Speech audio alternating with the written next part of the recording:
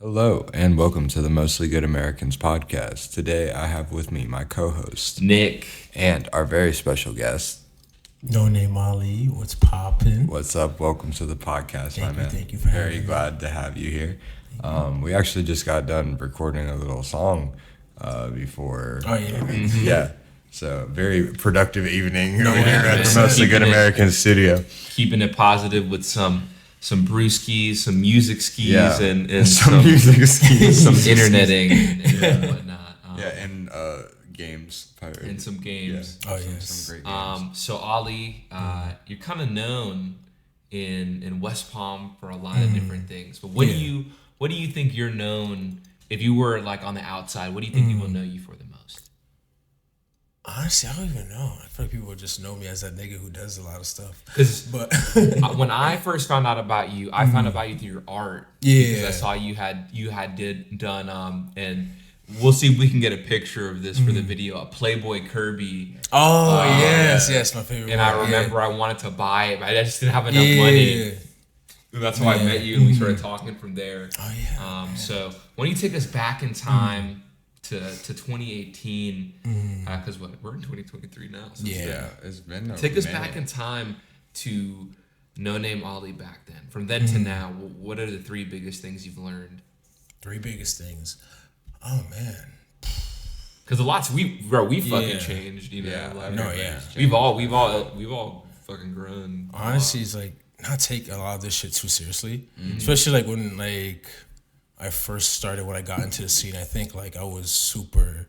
I think a lot of people are. It's like you get into, you're like very analytical. You're looking at it. You're like, it's almost like, I don't know. I think in my head, for especially like 2016 and 2019, I think in my head definitely like I was like the main character, like me and Mob Yeah. were like, and then I think we took like things like seriously. Like there was like a one little like beef, whatever. I'm not even gonna get into it, whatever. But like that same group of people, whatever. I remember like randomly. Like I noticed like their page was like gone, whatever, and they replaced it for something else, and I was like, "Damn, like these niggas used to stress me out so much, whatever." And then like, Now they Shit don't- changes. yeah, Now it's they gone. don't I'm even like, exist oh my anymore. god, like what the fuck? I like so like Yeah. that like not taking that shit like too like things too serious, especially like. Yeah. Especially when you get to know people, like that's what like one of the things like coming and seeing like, oh, you're coming up and like, oh damn, this nigga's an asshole. And then, Yeah, right. And then you go through the motions and you're like, oh, you I either get it. realize two things. That person wasn't an asshole. He's probably the socially awkward, like you, or he's protecting his energies because goddamn, there's so much stuff. Whatever. That's a like, recurring theme I think I've seen on the podcast is like Yeah. that protect your energy idea in Yeah. West Palm, because I think a lot of people have like their ego behind their stuff, which is okay to have an Yeah. ego behind things. Yeah. Yeah, it's important to think you're the shit, but it's also like, how many people am I gonna dap up at the function? You know what I'm Yeah. saying? Like, And I don't even think it's like an ego thing. I used to think it's like sometimes it's like, cause it's like I don't know, I was reading this like one book way back then. It's like called the Happiness Equation. It's like about like trying to get like how to like find like happiness while Is that trying the to one that success. says you can make $70,000 and that's like enough for people, like most people, to be happy? Is that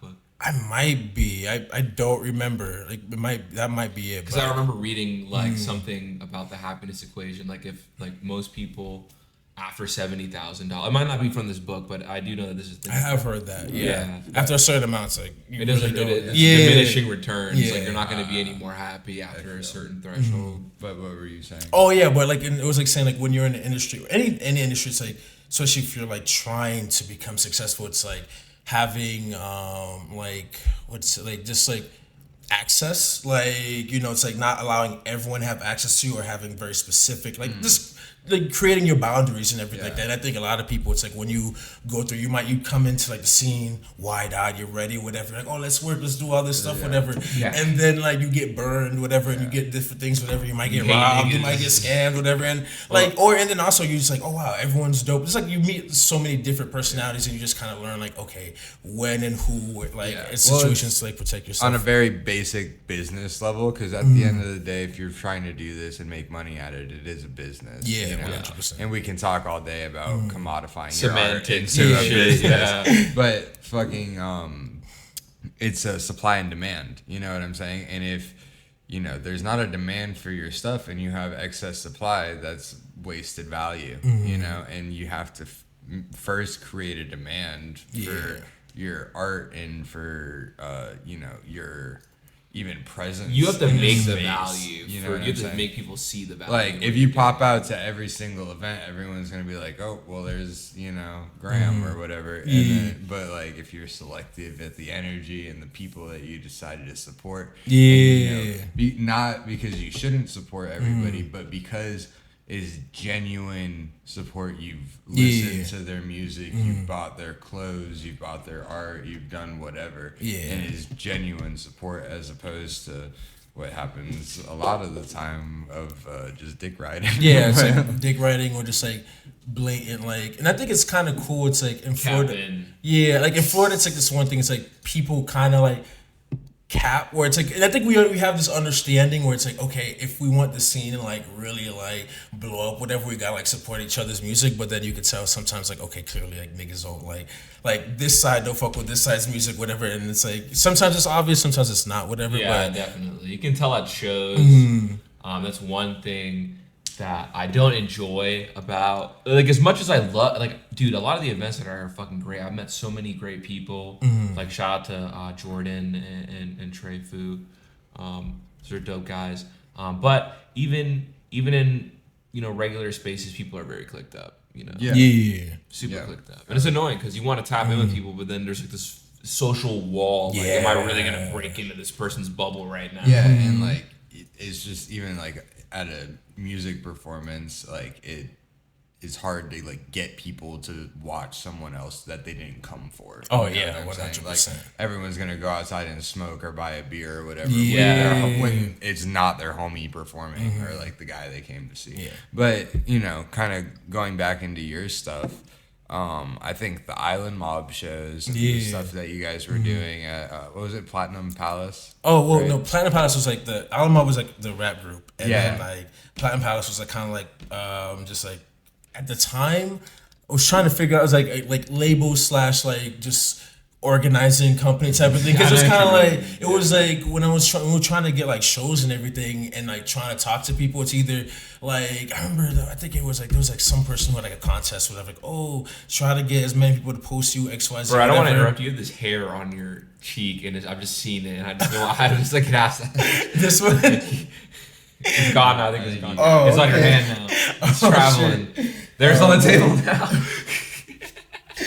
That's funny. All right, but you were saying about Platinum Palace. Yeah, it was like that was like kind of like a separate thing, because I was like, okay, it's really hard to do shows because a lot of these shows like you gotta like try to deal with promoters and they're either assholes. And I remember there was like one contest. It was like something like, oh, I know we had a hella people like tag our shit, whatever, and the person that they end up like getting whatever were friends of the person who was like headlining. I'm like, oh, this was a setup just to get people like active. I'm like, fuck, we just gotta do this shit ourselves. So that's why like I made like Platinum Palace like a separate thing. Yeah. And it was just like, and for the longest, some people didn't even know it was like, oh, like it was us, which was cool. It wasn't even like the intention, but then like there'll be like Dreamhouse, baby. Yeah. Rest in peace, Dreamhouse. RP Dreamhouse. That was amazing. Like Dreamhouse and Grumbling Growler, both of those. Man. Like the Grumbling Growler shit. I only went to the Grumbling Growler twice. Yeah.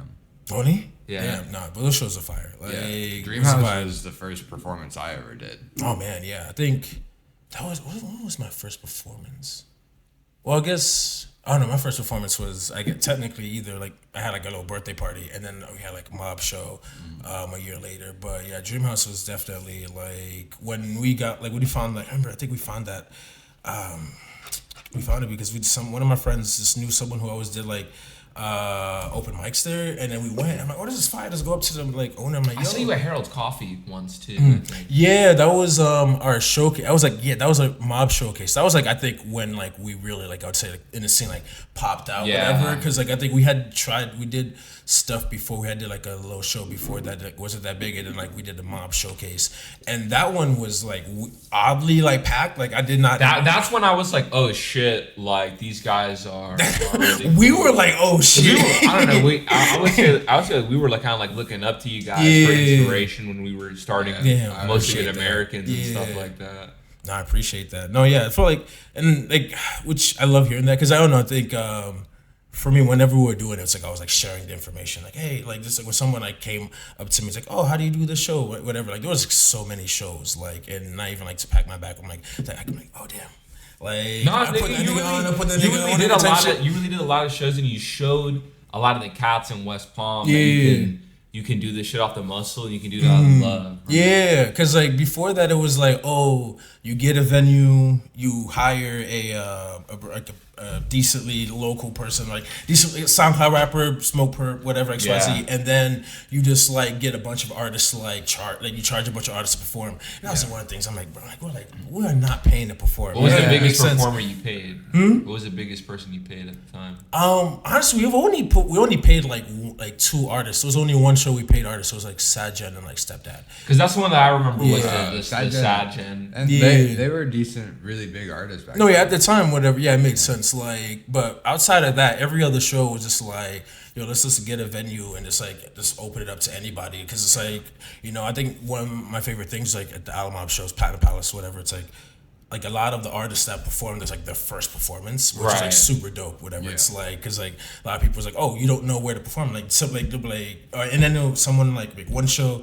yo, this is super dope, XYZ. I'm like, yo, yeah, give me your Instagram, and then like 2 shows later, like they're performing, because I'm like, yo, fuck with their music, and just let like anybody go, because it's like, I don't know, I never liked the bouginess of things, whatever. It's just kind of like, yo, be open and free, and like I get it, whatever, in a way, to make things cool, you gotta have some like, you gotta have mystery, exclusivity and everything like that. And then sometimes I was talking to my friend, I was like, maybe we were like too open, or not too open, whatever, because we didn't have any of that, whatever. But at the same time, like I wouldn't go back and like be like, oh, try to be like mysterious or anything like that. I'm like, nah, whatever. So, like, I didn't mind being the goofiest niggas. That's a very pivotal time period. Met a lot of people. You did a lot for the scene, but then you left, like the Avatar. It came when we needed you most. When we needed you most, because you left before COVID. Huh? No, I left like during COVID. Like I think we slowed down 2019 because, like I mentioned, like a little beef, whatever. There was like, I don't know. And I think in hindsight, I look back, if I could go back, I just like tell myself like, yo, it's not that serious. Like just I feel like it seems like that way though when it's happening. It felt like so serious, and it felt like every move I was like doing was being watched. Whatever, I could have like post something. Like I post something on Instagram, and then like a friend of a friend would be like, oh, so and so saying this. I'm like, bro, I'm just posting shit on my story. Politics though, man. Once you start making a buzz, like a lot of like people, we were just talking about these, people like notice you, and then they like you think that they're not paying attention, but really they're watching you and they're evaluating what you're doing. Yeah, and it's like, and this should really be like a whole, like Florida's like its own like microcosm, like people, it's like politics and everything. I remember one of our first shows, we did like on a, like I forgot, I think it was like some weekend, Labor Day weekend or some shit like that, and hella people were doing shows that day, whatever. But I think one other group posted a flyer like maybe like an hour before us, whatever, and then it was not on purpose. We just like so happened to be on the same day, whatever, and them niggas thought like, oh, we were like coming at them because we would always pull up to the shows and everything like that. And they thought, oh, we're trying to like muscle in on their shit. I'm like, no. And then we had like I remember like, oh yeah, let's have like a meeting, whatever. And it was like me, them, whatever. We had to invite another group, whatever. And then but they didn't come, and it was like on some mafia shit, like some like Godfather stuff. So why are you coming to my block and performing? Like, well, you see, I own this block. Like that shit was like fun. It was like weird, but like at the same time, at the time it was kind of cool. Like I was like, bro, like me and my friend, like we left like the meeting. We're like, bro, did that really happen? I was like, on some mafia shit, and he's like, yeah, but I'm like, at the same time, like that wouldn't have happened if we're not like doing stuff. I was like, you guys were turf warring about hosting rap shows, bro. And you gotta imagine back then too. X was still alive. Yeah, the underground I think was more revitalized. People were more interested People were really ready to die about this. Oh no, everyone was because I think we saw what was happening in Miami, and everyone was like Palm Beach is next because we had the talent, and I think everyone was like trying to like push it. Like but people pushed each other away, and especially when COVID happened, I feel like that just really it shut down. The whole thing. So I don't blame people for being antisocial, especially with that. But I do think that people are starting to be more open and I'm seeing like this stuff again. I think like seeing grunge is dead. I think it's just like more people just need to be doing like stuff, because right now it's just like one person, and there's like small little things, but like they're like the main people doing it, which is fire. Like I remember when I went to like the grunge and like I forgot which one, but I remember that was like the first show I went to coming back from LA, and I was like, holy fucking shit. And then like niggas are crazy. I'm like, ooh, doing it, but I'm like, yeah, it was like Niggas it was the South Florida Underground like revitalized. Oh yeah, 100%. So really like, great thing to see. I think we just need like more people, but I don't know. I think like the scene just like ebbs and flows because Florida has like. We have like a pipeline because of G Star and like Dreyfus and Box, so there's always just so many artists, whatever. And I just think it's like West Palm Beach is so unique in that aspect too, because a lot of the cats that are very like creative did go to an art school or arts like school. Yeah, but it's just interesting to see. I think microcosm was the perfect word to describe because people have so many unique and different ways of approaching not only music but like art, poetry, and, every artistic medium. So you said Paris, man. So what was happening was I hate to say this, man, but was niggas in Paris? Niggas was in Paris. It's crazy. Like there was hella niggas in Paris. No, it's funny because like one of the things I think the only culture shock like when I went to Paris. This is funny because I feel like I had more of a culture shock going to LA versus Paris. Right. No, I can see that because LA is like the city of fucking angels and demons. Yeah, and Paris is like the crazy. city of niggas who piss on the street. I was about to say the city of piss. But like I didn't expect, and I think in my head because like it's like like when you see Paris, it's like white. And when I went there, I'm like, oh, there's hella niggas. Like, I'm like, there's a lot of black people. Like, I'm like, oh shit. Like, so it was like super dope. But like, Paris is like a fucking vibe. It's like an experience. Like, the computer like explodes. It's weird because like, I remember when I came back, I was like, man, it's almost like a dream. It's like everything is just art. Like the whole everywhere you go, whatever. Yeah. After coming back from Paris, everything is art. No, like I make sure not to be that nigga.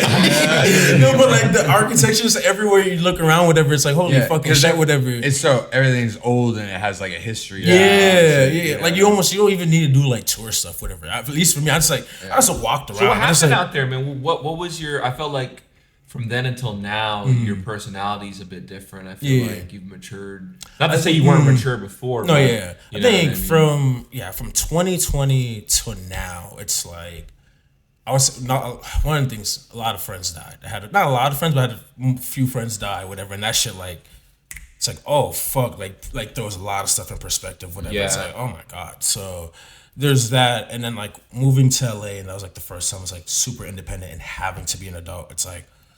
Laundry. Yeah. Not eating pizza every day. And then it's like just being like, I think also just a lot of self-reflection, just kind of going back, looking like, okay, we had like a nice little, like from like 20, like nice little run, whatever, like, or at least I started like 2015, but I say Mob's run started like 2017-ish to 2019, but like, what did we do right? What did we do wrong? And everything like that. And it's just like a lot of just like a lot of like soul searching, whatever. Like when it's like, oh, what have you been doing? It's like just living life and trying to fucking like figure out what we're doing. Yeah, because like I wasn't gonna break off the section, but we're at 20 minutes. So when we come back, we're gonna delve deeper into the mind of Noname Ali.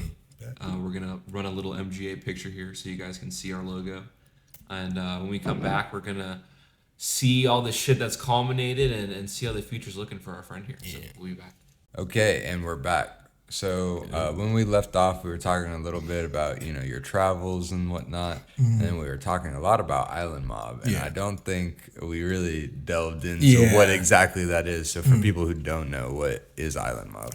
ISLND MOB, no A. Island Mob is a creative family and just force of nature. That's a good way to put it. Yeah, like it was made like honestly the idea came about in high school, just like randomly, like just being like in love with like Our Future, ASAP Mob, and Pro Era, and like I mean like throughout high school I was just like writing raps and I would only like tell a few people, and I was like the whole plan was like, okay, I'm gonna get good enough.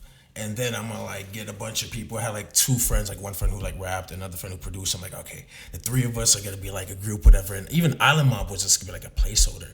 But it was just like in the back of my head for years. And then 2015, end of 2015, top of 2016, I recorded like my first song, Immortal.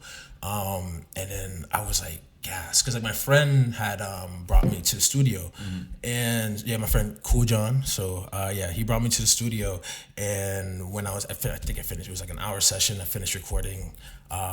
It wasn't even a studio. It was a nigga's. It was Little Toenails. Fucking crib. I'm not gonna like say who he was. I ain't gonna expose his like I don't identity. think the Little Toenails. I mean, he's but I haven't heard a lot of people know personally. No, like, 100%. But I think even now though, you can't find like real I was, legal, like, whatever, crazy. like homie scrub and shit. No, I don't think so. But I remember like before, like it's funny because like at his crib, whatever. After I've recorded, whatever, he's like, "Yo, you ever heard of Lil Toenail?" I'm like, "Oh yeah, I remember. I remember I've seen his page." Like, and then like a few months later, when Lil Toenail was like popping off, I'm looking at a picture of Lil Toenail, and I'm looking at a picture of homie. I'm like, these are the same people. You're respectful for not dropping the name. Because he never told me like, oh, I'm Lil Toenail, so that's why I've never, like I know some people who probably like, oh yeah, drop it, but like, so it's like I just kind of figured out. I'm like, wait a second, like, so this is what this is. Yeah, but that's a sidebar. But yeah, fucking at like Lil Toenail's crib, whatever, like record that shit in 30 minutes, and he just finished like lickety split. I'm like, I bet, sure. Like, KJ, you want to like the rest of the time? And so he did it, and like he used it, whatever, and so like. I don't know, I just like love that. It's like, oh, I paid however long hour, whatever. But I'm like, all right, cool. Just like sharing that time. And I'm like, and then I'm just gassed, we're in the car, whatever. I'm like listening to my shit. And then I'm like, bruh. And I'm listening to his shit. I'm like, bruh, like, just trying to make a group, whatever. It's like me, you, and I just like name drop a few people who I'm like, I didn't even think the people who I even named, I didn't even think it was gonna be Mob, whatever. Like even I was like, I think maybe Alamam, but that could be a placeholder name and everything. That's just like up in the air. Yeah, just up in the air. And then like I think like a few days later, my brother, because he's friends with Cool John, Lord Slug, he tells me, oh yeah, cool. KJ told me about like your idea, whatever. Like let's do it. And I like the name Alamam, whatever. And then it just kind of like went from there, and then like the whole point for me, it's like before like Alamab specifically, I was like, because I graduated and I was decided not to go to school, and I just kind of trying to get into the scene. And even then before, because I didn't even know there was like a whole scene, it's like get on. It was until like I fucking downloaded Instagram, and I think I have to post like a piece of artwork, and then from there like started like just finding like different Florida artists and from different Florida hole, and just went down the rabbit hole and everything like that. And so just kind of like it was like a lot of like kind of like almost like studying and trying to like figure things out and like just trying to do it. But then one of the things is like as I'm willing and dealing, I'm going to these events, I'm going to these parties, like my friends are like, oh, we're just gonna have normal lives. Like one of my friends, like Zoe, he was just like, he's the reason why I fucking rap. Like, cause I was writing like poetry and I wanted to sing, I wanted to do like rock music and everything like that for the longest. And then like, but I remember met him in high school, and then he was like a rapper. And he was like so passionate about it, it made me want to write raps. I'm like, fuck it, whatever. And I'm like, I started writing shit, whatever. And so I remember like high school, he's like, oh, like senior year, like I think second to last day, he's like, yeah, after we graduate, I'm not gonna like do music no more. I'm like, what do you mean? He's like, oh, it's not realistic. I'm like, no, my nigga, like I've been spending 4 years like getting nice with this shit, whatever, because of you. Like you not gonna stop rapping right when I'm about to like really start doing this shit. So it's like, and I just met like a lot of the other talented people, because you mentioned like G Star and Bach and Dreyfus, but I think it's like you have a lot of like kids in Dreyfus who go there, whatever, G Star, whatever, who are like rich and well off, and then they can continue art afterwards, whatever. But like there's a lot of kids who go. For us, it's like a lifestyle. Like we really work our day jobs, and we're still like we come after we work, and we're basically clocking into another job when we get home. Yeah, but we're a special breed though. Not everyone can do that. Right? And that's not even like, oh, we're like special, but it's like we're just different. Not everyone can like clock in and then like, all right, I'm gonna clock out and then clock in and got off of work, came home, smoked a little bit. And now you're here, you know? Yeah, exactly. Like, got to work probably got to record in the podcast. You know, it's like some people, it's like I gotta like focus on one thing, and that's a lot of my friends. I'm like, nah, like no. And by the way, viewers, it's okay to focus on one thing. Oh yeah, 100%. You know what I mean? That's okay. You know? Yeah, I was just saying, just for the regular, you know, guys. Hey man, if you are a law-abiding citizen, Go ahead. Like, no, I I have so much envy for people who are just like fine with like a normal life. Like, I wish, like, anytime I have like some like type of normalcy, I almost have to fuck it up because I'm like, I'm not gonna like settle. Like, I'm not like, you know, if I have whether it's like a relationship, whether it's like a job, whatever, I'm gonna have to quit the job because like I'm getting too dedicated, whatever. It's like so Island Mob. You know, Zozamore's quit, and now this thing is bubbling up. So what's happening now after? I'm like, yo, fuck. Recruit all these dope artists I grew up with. I'm like, yo, y'all not gonna quit. I get it. It's hard to do it alone. Let's just do it together. Like, my goal before that was like literally, all right, I'm gonna just blow up. Not even in music, it's like blow up as an artist, whatever, and have a platform and then put my niggas on. But then I'm like, that might take a little too long, whatever. And even then, it's hard for me to just blow up by myself. It's like, let's just do it together and just like come together. It's like, you know, it's like, and it wasn't just like, it's like we have like artists, music, like people who did videos, people who did like it's everything, merch and everything. It was a creative collective. Yeah. It wasn't just a music collective. It was a creative collective. I think we put like, especially like a lot of the focus on music because I think that was just like instant validation, really, especially because of the scene.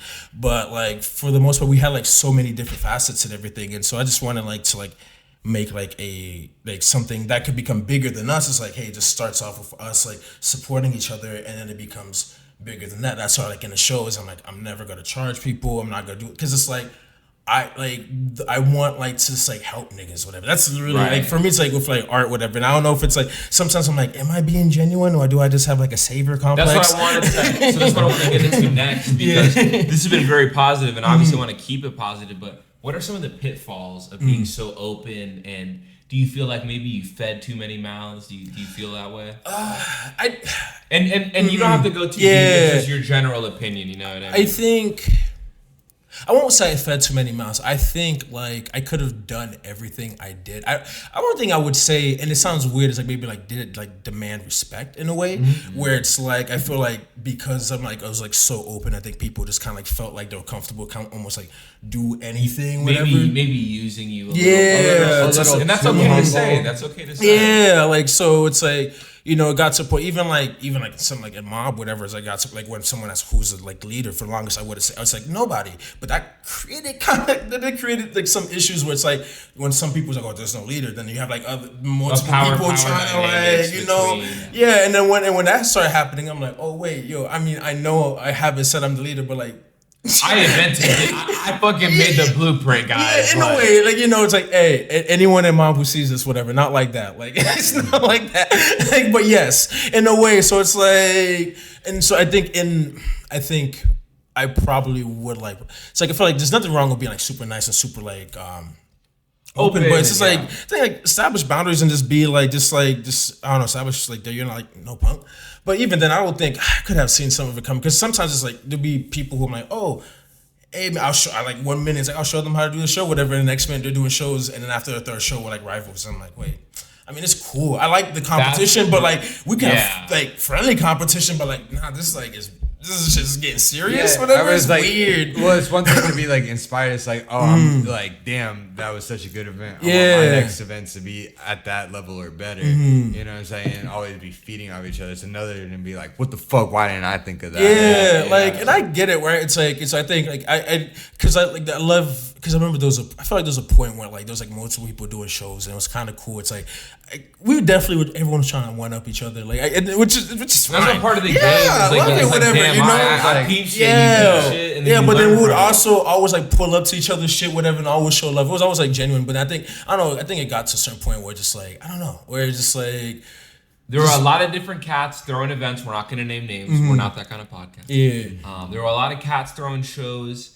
And a lot of different promoters from different places, and in my opinion, as somebody on the outside who was kind of observing this, there's animosity because a lot of the shows out here. I mean, this nigga Skrilla. People are putting their money, their time, and when people don't see a result that they want, and they see somebody else getting that, it makes them jealous. You know what I mean? 100%. I think it's like I feel like a lot of it too is like. How it's like we all kind of like everyone acknowledges like we gotta like support each other to be like to make this Palm Beach scene like work. But I think the reason why like it never really did is because everyone wanted to be that guy. Yeah. Where it's like, and then it gets to a point where if everyone wants to be that guy, we get to a point where we realize it's like it's either you gotta like let go of that ego and bring someone up, or it's like it's just a bunch of infighting. And I think we never really did that. Like that's why the scene. Not to say that the scene isn't flourishing more than it ever has now, but that's why the scene ended up becoming the way it did, and a lot of people. And I'll even say myself included, it's like West Palm Beach is stuck. Yeah. You know what I mean? Because people, instead of using ladders, they're building walls. Yeah. You know? We're separating each other. Yeah, I think it's like the people who stay build walls, and then like super talented people leave for good reason. It's like it's like and I feel like Florida, not like for good reason, because I love Florida. No, I would say like, that's keep saying. No, I was saying I love Florida, but Florida makes it hard to love Florida. At least Palm Beach. Oh yeah. Like and then when I'm you Palm Beach, I'm 5'6", born here. Basically, man. You know what I mean. So I know. Yeah, and then when you like leave and you're like, oh my god, the vibe is different. It's like, oh fuck. It's like when I went to LA, and it's funny because I met like a few other like Florida artists when I was there, linked up with them. We kind of had the same thing where it's like, damn, we really wish we like came here earlier. It's like because I think we were all like have the same like savior complex. I'm gonna be the one to like bring it, be the X of Palm Beach, whatever, and everything. Especially when X died. Like when X died, I think that was a turning point because like everyone wanted to fill the spot. Yes, but nobody. God. The thing is, what I think people didn't realize exactly.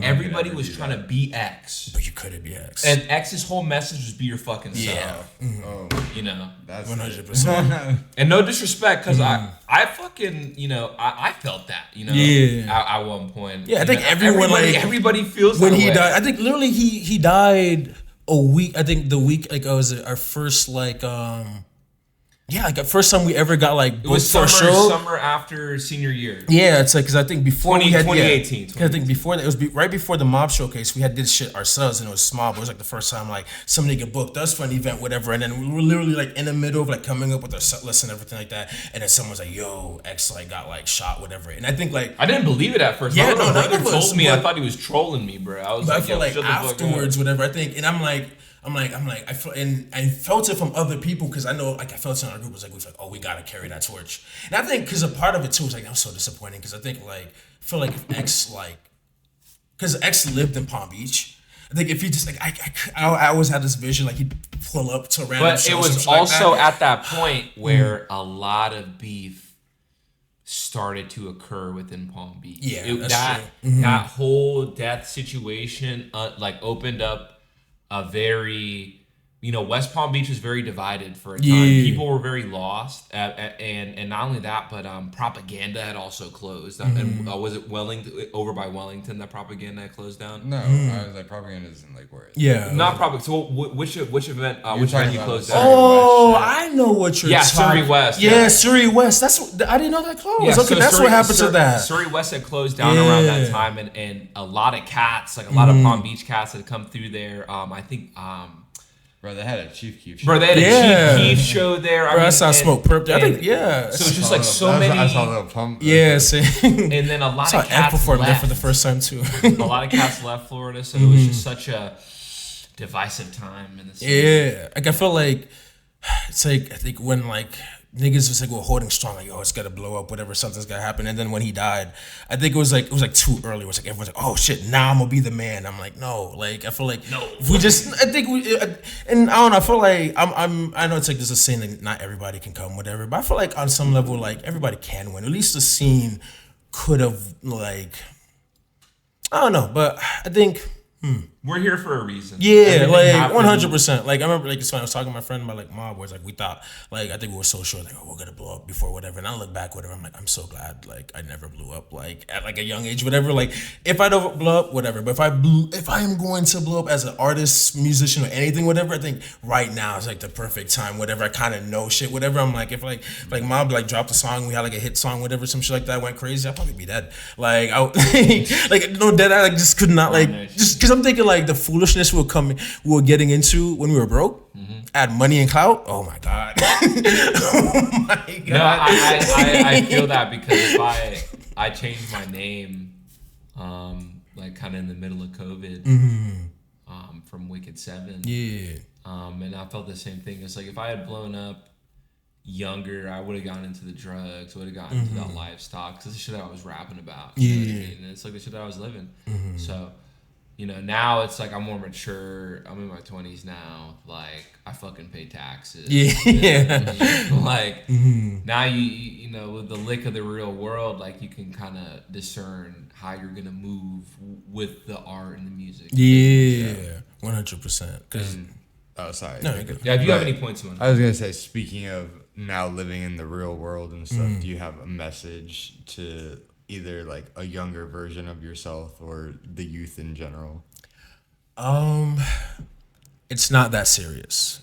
Like, nothing. I mean, like, and that's like my advice for anything, whatever. Like, whether it's a relationship, your parents, school, your art, none of it is that fucking serious. Like, don't. It's like, if you're stressing about your art, stop. like if it's like a painting, stop painting it, or just finish it. You're getting cyberbullied. Just close the window. Yeah, no, and then I mean, no, it's like sometimes it's like I don't know. It's like, at least for me, it's like the way it's like, how do I like sometimes, how do you deal with stress? It's like you know, I just remove whatever. It's like I stress out my art all the time. It's like, all right, I just gotta not do it for a little bit, come back. Yeah, you know, it's like, don't stress out about being productive, whatever. Because I think, especially on the internet, it's like, oh, you gotta be productive. You always gotta do stuff, and it adds just like the grind set. Yeah, you know. And if you care about like, I gotta post on Instagram 24/7, whatever. Like, that's fine too, whatever. Then just post a random picture, because it really is not that serious. Because a lot of times the algorithm just wants like activity. It doesn't care about the fucking content. Shit that I don't care about. I be posting like some dumbass shit.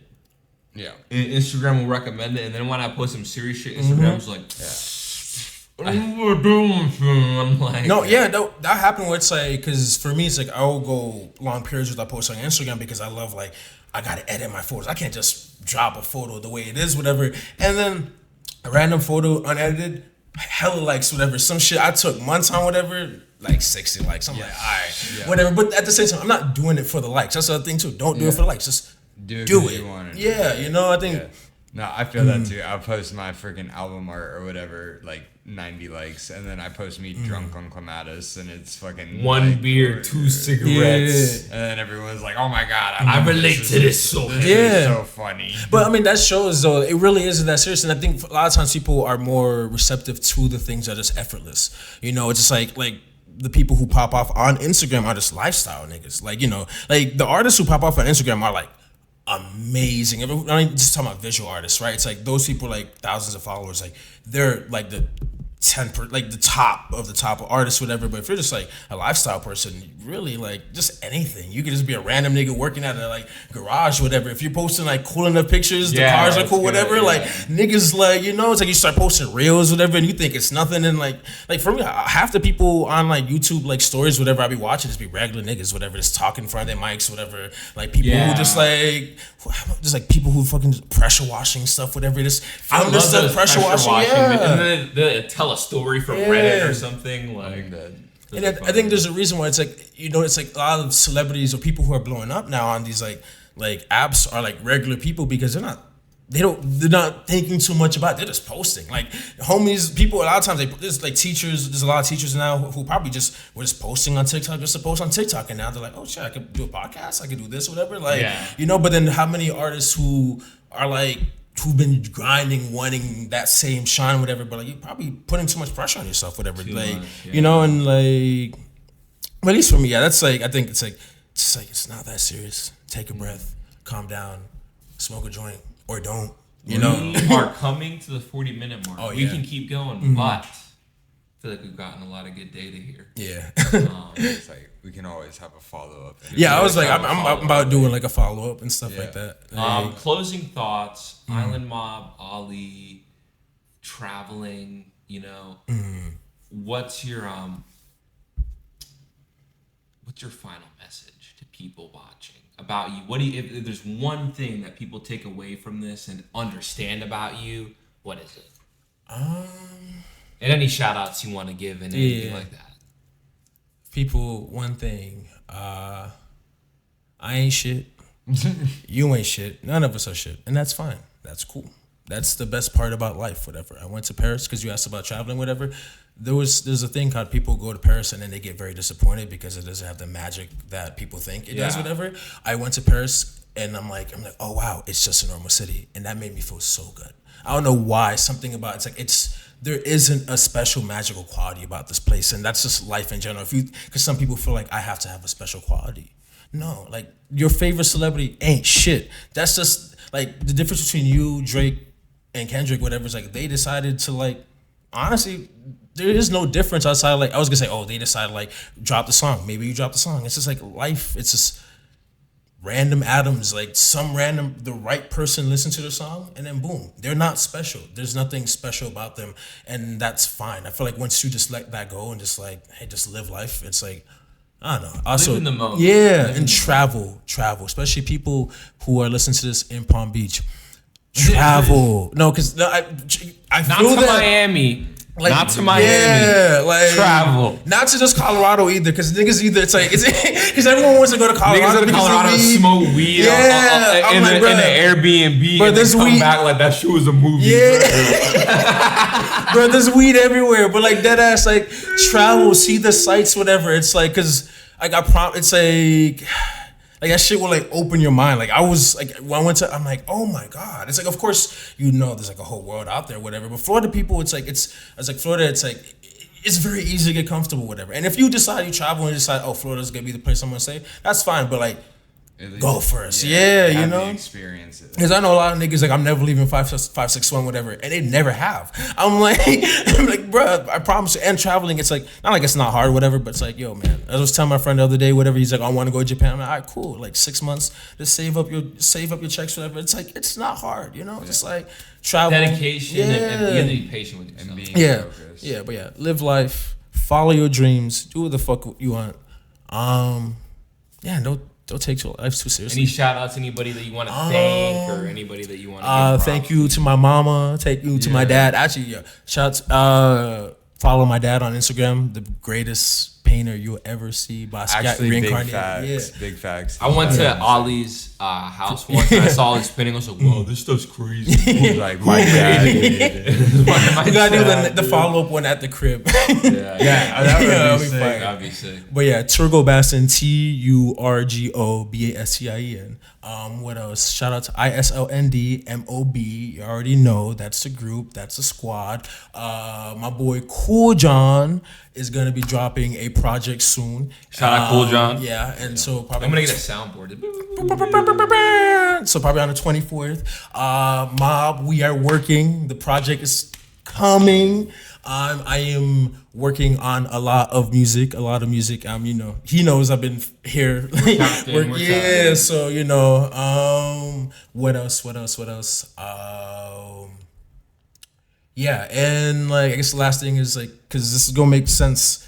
I'm like in the future, but watch out for Eureka Creatives. That's all I'm gonna say. And I think that's Eureka Creative. Well, thank you for coming on the podcast, man. It's been dope. Thank you, fam. I'm glad we got to sit down and chat. My name is Nick. My name is Graham. This is the Most Good Americans podcast With Noname Ali. All right, we'll see you guys next time. Thank you for watching. We'll see you.